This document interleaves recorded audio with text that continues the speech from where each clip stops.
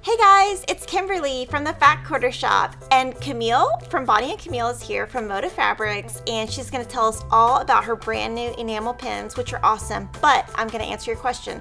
The number one question we're going to get on this video is, where do you get this? And you get it at Target. So tell me about your enamel pins. So I started collecting pins years ago when I would take my kids to Disneyland.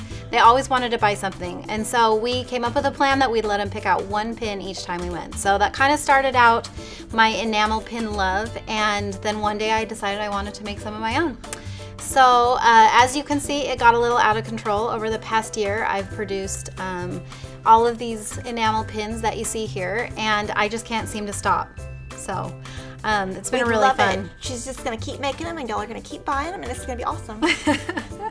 One of the ones I'm most excited about right now is the new Fat Quarter Shop exclusive Winterville pin, and we're gonna show you how to make this block in a separate video, but the pin turned out pretty cute.